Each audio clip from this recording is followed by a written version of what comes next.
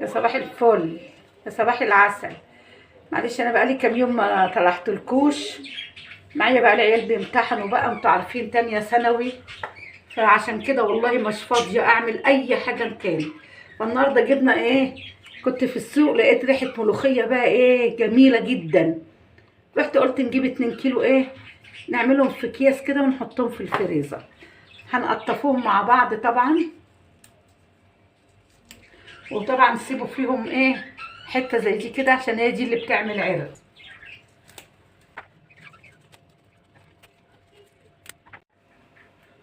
بصوا اهم حاجه تكون خشنه. بصوا العرق خشن ازاي، واتفرجوا على جماله والله. وفيها اديل مزروعه مع رجله، طعمها بتبقى زي العسل. بص احنا نعمل كده اهو، لازم نطلع عرق فيه كده.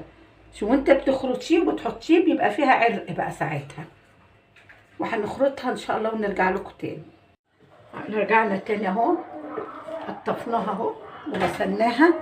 بس انا كنت غلطانه، بقول لكم هروح افرمها. انا غسلتها مرتين ثلاثه، وبعد ما بس لازم نسيب عود كده فيها عشان دي اللي بتعمل عرق. واما اجي برضو ايه هخرطها قدامكم، وبعد كده ايه نوريكم هنعملوها ازاي. هنخرطوها بقى. بصي بقى في الخرط نحط لها ايه فلفل اخضر اهي. انا بصي بتقعد معايا من السنه للسنه بالطريقه اللي انا هعملها دي، وهوريكم. والله العظيم بتقعد معايا من السنه للسنه، احلى من لما تجيبي اكياس.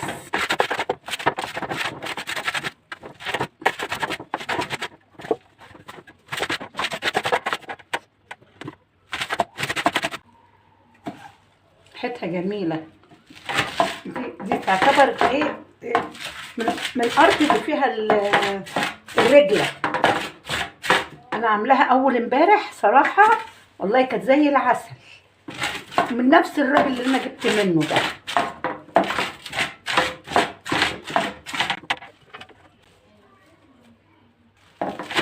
انا هعمل تاني، بس انا ايه طبعا انتوا عارفين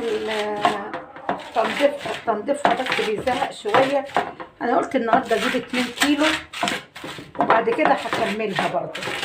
تقعد معايا من السنه للسنه. وبحط برضه وانا بس لما بكون بطبخها في ساعتها بحط لها فصين توم وانا بخرطها برضه. وانا بخرطها بحط لها فصين توم، بتبقى صراحه خطيره. وانا زعلانه منكم خلي بالكم، بس انا اللي غبت عليكم معلش، عشان بس معايا عيال ابني بيمتحنوا ثانيه ثانوي. انا غبت عليكم معلش. ان شاء الله هيخلصوا يوم الثلاث بقى، وهنبقوا مع بعضينا. وتوصوا باللايك شويه بقى.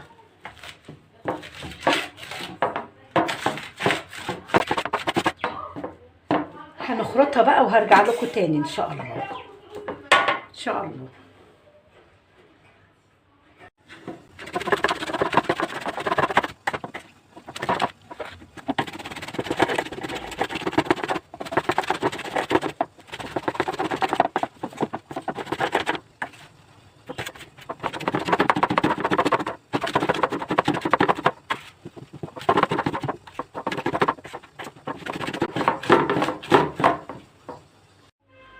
خرطناها وخلاص كده.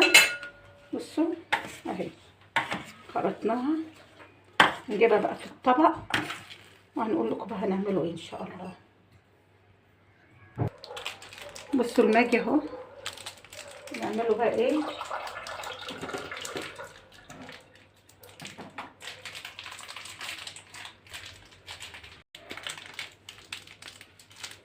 انا برشها كده عليها.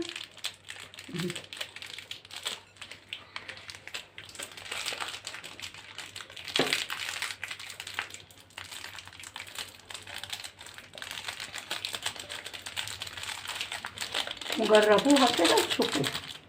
بعدين مش لازم يعني تخزني، انت ممكن ايه تجيبي وتعملي اي وقت عايزه تعملي، تروحي قايمه عامله.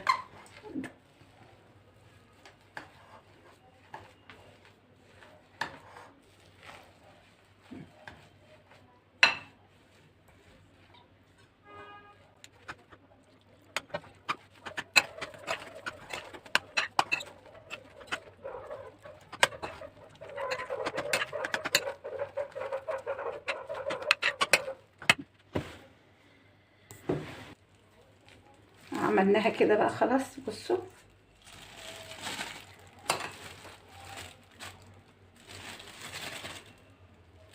انا هعمل تاني، بس انا قلت اجرب لكم عشان ايه،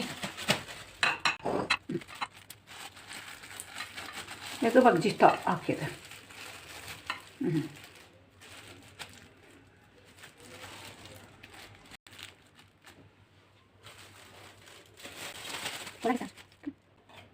ولا بتسود ولا اي حاجه، بس تيجي تعمليها على وهي الشوربه على النار، تروحي فكها بيها على طول جوه، لكن ما تسيبهاش وبعد كده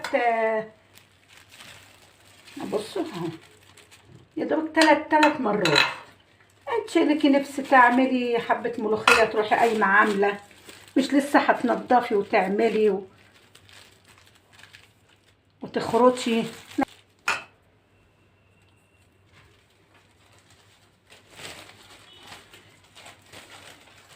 دول 2 كيلو ملوخيه، هطلعهم على 3 اكياس. بصوا 3 اكياس هم قسمتهم على 3 اكياس. انا من السنه اللي فاتت خلي بالكم عندي ملوخيه لغايه الان جوه، ولو عملتها وطلعتها اذ انها لسه دلوقتي عاملاها. كل سنه وانتم طيبين بقى، واحنا في ايه حاجات التخزين دلوقتي برضو، والباميه طلعت برضو. كل سنه وانتم طيبين. بقى تعملوا لي لايك عشان اكون انا مبسوطه وتفرحوني. اللايك ده خلي بالكم بيفرحني يا جماعه، متنسونوش، وعلى قد ما تقدروا تكتروا في اللايك ماشي. وشكرا ليكم طبعا.